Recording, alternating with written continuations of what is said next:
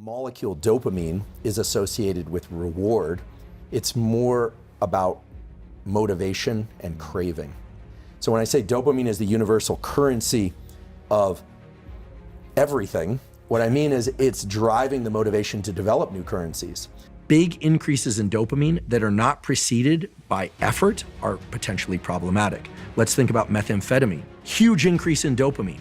Was the brain designed to release dopamine in response to amphetamine? No, the brain was designed to dole out dopamine, give out dopamine at a level and duration that is commensurate with the pursuit of some evolutionarily adaptive goal. It's like eating extremely palatable foods that are just blitzing your system, every taste bud, high salt, high sugar, high fat, to the point where it's just, and let's assume delicious. I don't generally like those kinds of foods, and then all of a sudden it's like, here's a bowl of rice or a salad. It's gonna taste like garbage to you.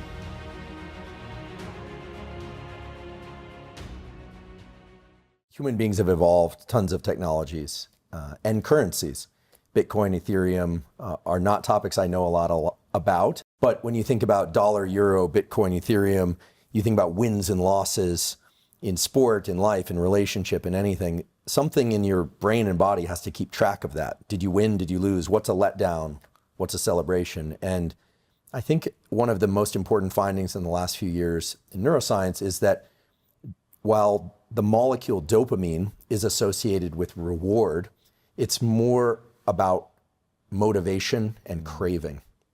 There's a really classic experiment now that people use to demonstrate this.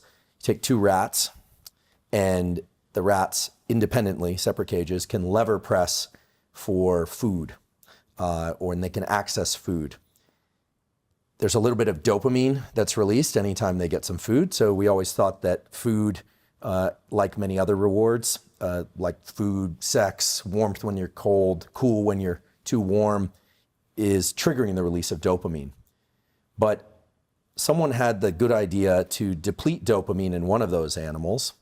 And then what you find is that the animal without dopamine still enjoys food, still enjoys other pleasures. So dopamine's not really involved in the enjoyment of those pleasures. It's involved in motivation, because if you make the animal have to move just one rat's length, believe it or not, to get to that lever, the animal with dopamine will work to go get that thing.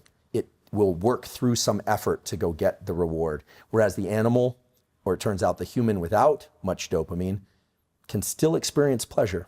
They can sit on their couch and cram their face with pleasure-inducing calories or what have you, watch pleasure-inducing things on the television, but they have very little motivation to go pursue things that will deliver them pleasure. So when I say dopamine is the universal currency of everything, what I mean is it's driving the motivation to develop new currencies. When somebody can sit back and say, I'll just throw this number out. Let's say somebody has 100,000 Bitcoins, which presumably now is worth a good amount, certainly more than it was a few years ago. The way they can register whether or not they are in a position of wealth or not has everything to do with the number they see on the screen or in their Bitcoin wallet. But that number is converted into a chemical signal that has everything to do with how much you had previously. So we could talk about the so-called reward prediction error. How good you feel with an experience has everything to do with how much you had previously. And dopamine itself is what's driving the human species to create these new technologies. And so while we think of currencies as the goal, it's actually what's really driven the forward evolution of our species has been the desire to go seek things beyond the confines of our skin. And when I say the common currency is dopamine, what I mean is the molecule dopamine, when secreted in the brain, makes us pursue things, build things, create things, makes us want new things that we don't currently already have. And so it has a lot of dimensions to it, but rather than think about dopamine as a signal for reward, like a dopamine hit, we classically talk about it, it's more accurate really to think about dopamine as driving motivation and craving to go seek rewards. That's the rat experiment. And it's a way of tabulating where we are in our life. Are we doing well or are we doing poorly? And that happens on very short time scales. Like, do you wake up feeling good? Or do you wake up feeling kind of low? Or on long time scales.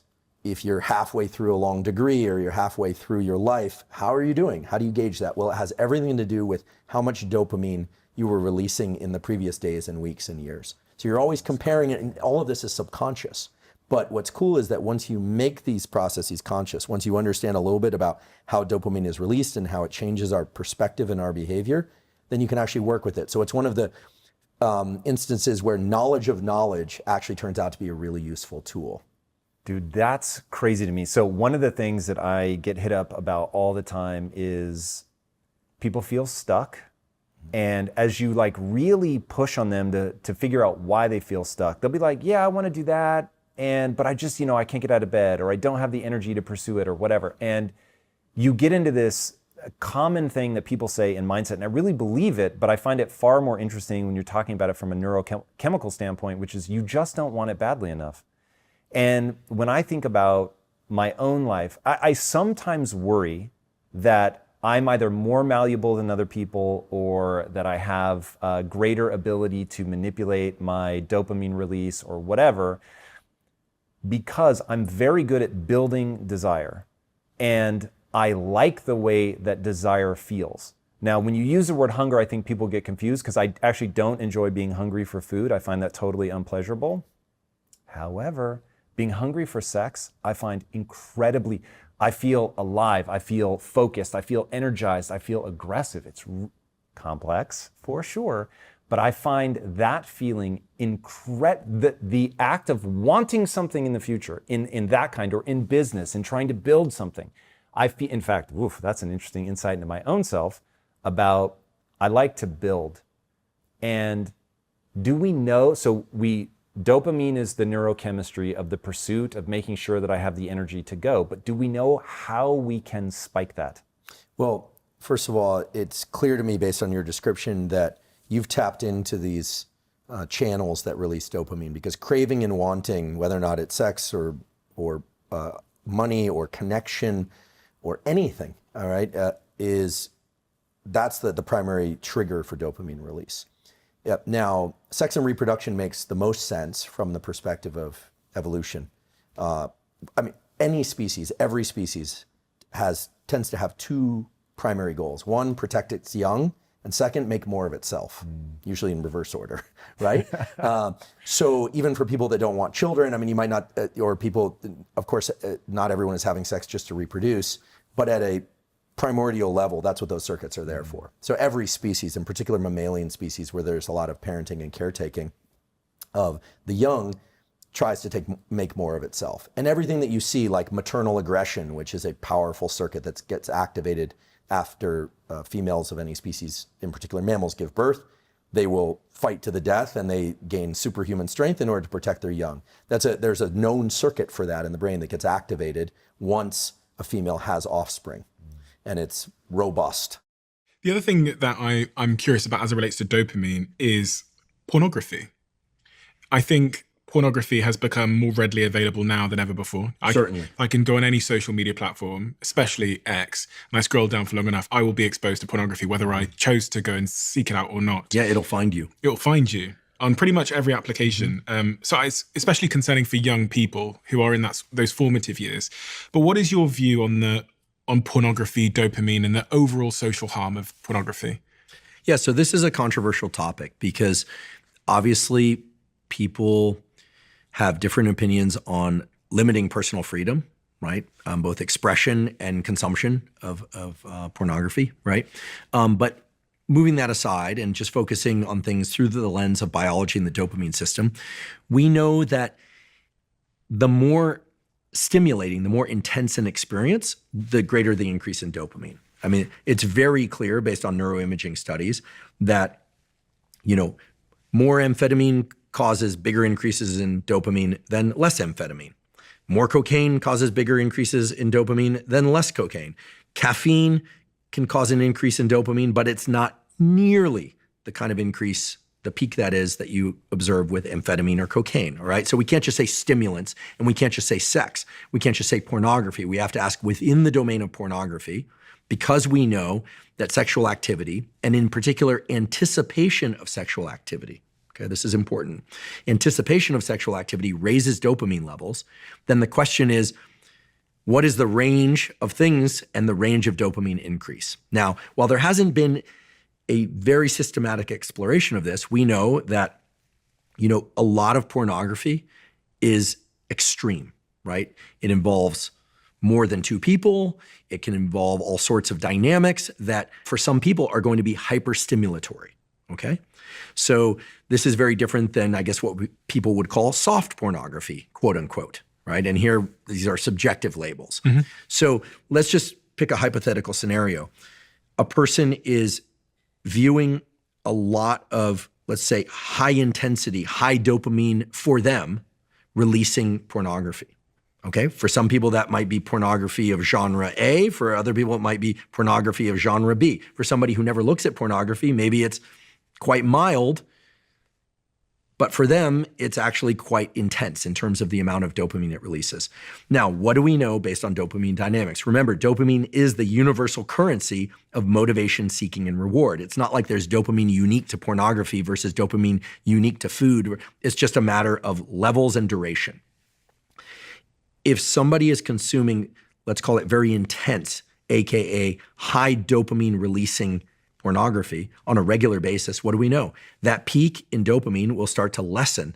It'll be lower and lower. And the trough in dopamine after they view that pornography will be deeper trough and longer trough, meaning they are very likely, we don't know for sure, but very likely to seek out more and more intense experiences to try and just get them back to baseline. Pretty soon, the pornography that at one time was very stimulating for them is no longer stimulating. Now, the concern here is that, and let's just be frank, we're not just talking about viewing pornography. We also have to ask ourselves, what are people doing as they view this pornography? This is a conversation that should be had, but I have to do it in a way where I'm not imparting moral judgment on any of it. I'm not saying people should masturbate or not masturbate. That's none of my business, frankly. This is highly individual. It relates to all sorts of things in terms of values, et cetera. The point is, however, that we know that orgasm is a dopamine-related event, and post-orgasm, there's an increase in a molecule called prolactin in the brain.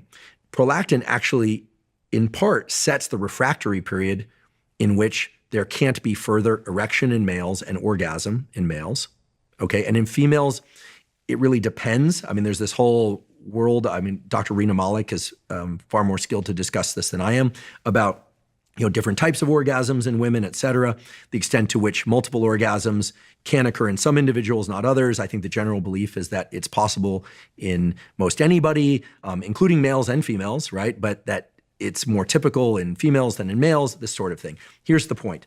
Dopamine and prolactin generally are in a kind of a push-pull or seesaw relationship, whereby very stimulatory, high dopamine releasing activities and pornography and things like that increase dopamine, but repeated exposure to that, regardless of the activities occurring during that time, lead to big, long troughs in dopamine, such that more stimulation is required just to get any sense of arousal.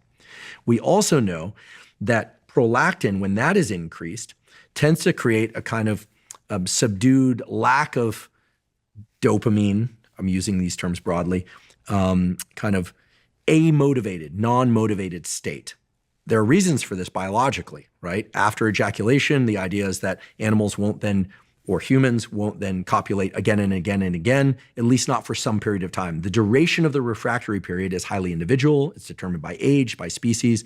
There's the so-called Coolidge effect. Are you familiar with the Coolidge effect? I'm familiar with post-nut clarity. Okay, slightly different. There's an anecdote that, at least to my understanding, is true. At least the Coolidge effect is a known thing in neuroendocrinology, whereby President Calvin Coolidge, reportedly, was visiting a chicken farm with his wife.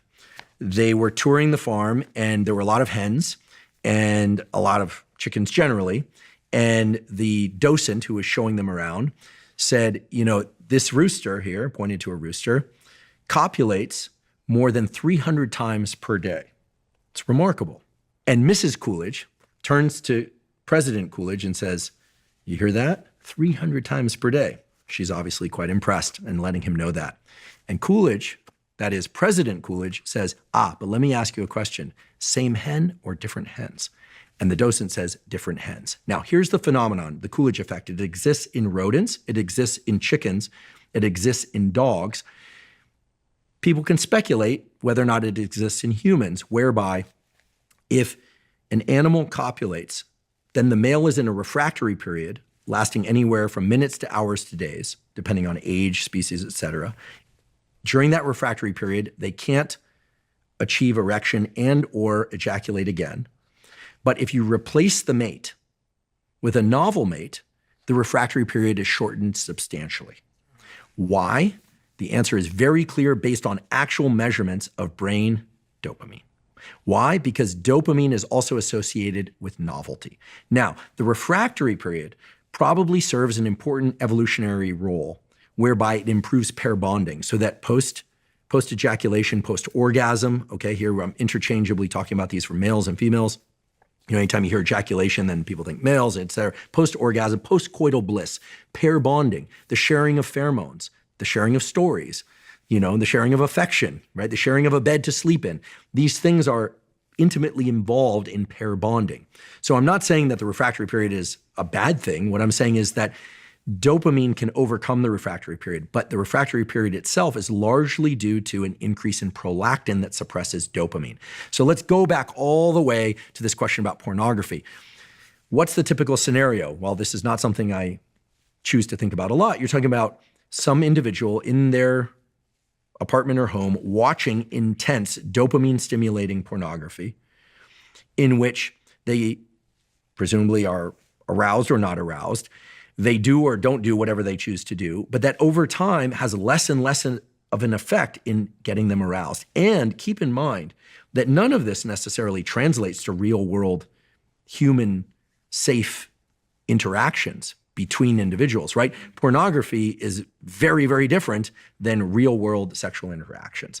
So there is a phenomenon that is starting to surface on the internet. What do I mean by that? I mean, there are a lot of questions posed in podcast forums, meaning in the comment section on YouTube about, is pornography dangerous? Is it bad, et cetera? I think the thing that we can say for sure is that any behavior, any substance that stimulates a lot of dopamine and that is easily accessed without effort is potentially problematic. Again, big increases in dopamine that are not preceded by effort are potentially problematic. Let's think about methamphetamine. Huge increase in dopamine. Was the brain designed to release dopamine in response to amphetamine? No, the brain was designed to dole out dopamine, give out dopamine at a level and duration that is commensurate with the pursuit of some evolutionarily adaptive goal. Methamphetamine bypasses that, gives you a huge surge in dopamine, which is why people feel miserable afterwards. They crave more just to get back to a lower level of dopamine. Same can be said of gambling, in particular in people that are very prone to gambling addiction. Certainly can be said for food, for certain people that are very prone to food addiction. Certainly can be true for anything. But when it comes to pornography, because of the, as you pointed out, the ready availability of pornography, in particular, let's just call it intense pornography, or that includes a lot of different other stimulatory elements, multiple people, a lot of scenarios that can be accessed on the internet, right? Certainly not things I'm suggesting people go look at, but that is potentially problematic because it raises the threshold of the person that's viewing this as what is arousing, to the point where pretty soon they need those hyperstimulatory environments or stimuli in the form of pornography in order to get aroused. And again, none of that translates into the ability to have conversation with partners or the ability to, have discussion in real world circumstances. And of course, everything we're talking about could also be translated to real world circumstances, but the data really point to the fact that younger people in particular are consuming more pornography. So we're talking about bigger dopamine increases with less, when I say effort, what I mean is kind of the more traditional thing was, at least when I was growing up, was you'd go out on a date or you'd meet somebody and there's a series of events that would happen prior to physical interactions, right? So this is potentially serious and problematic. There's a lot of judgment, and understandably so, because people arrive to this sort of discussion with a lot of different backgrounds in terms of religious backgrounds and what they think is okay or not okay. What I can tell you for sure is that I hear from a lot of young males about their challenges with porn addiction, and they want to know how to get over porn addiction. And the answer there is difficult, but very simple, which is abstinence. It's abstinence. It's taking a period of abstinence from pornography, maybe forever, maybe reducing the amount. This is where it gets very tricky, very subjective, and it's almost impossible to kind of have the discussion without getting into some murky territory. Yeah. But it's a real issue. And I know it's a real issue because I hear from thousands over the last few years of the podcast. I've heard from thousands of males that are like, they were addicted to porn. How do they feel? It sounds to me as if they feel very dejected. And some of them actually have said they felt very kind of misled, like almost like this thing, this natural stimulus for them was dangled in front of them and they just gravitated towards it the same way that any biological organism would gravitate towards something that was triggering its dopamine system. And now they feel depleted and kind of stuck, and they don't know what to do. And I don't necessarily think I'm the person to remedy all of this. I certainly am not, but I think there needs to be a conversation, much in the same way that Jonathan Haidt has done an amazing job with Anxious Generation of talking about some of the severe detriments to overuse of social media and social dynamics on social media, in particular in young girls, and how we're now finally realizing that we're in a mental health crisis, at least in part because of some of that, and we need to pay attention to it. I think there needs to be a discussion around pornography and some of the challenges it can potentially present, in particular for young males, which is not to say that girls and women aren't also looking at pornography, because we know they are. The data tell us that. But it does seem to be more of a problem that's being vocalized by young males. And this, of course, dovetails with the whole discussion about dating behavior and how that's changed in dating apps, and how the ready availability of kind of the possibility or anticipation of a partner is there, but actual dating behavior and real world sexual behavior is reduced.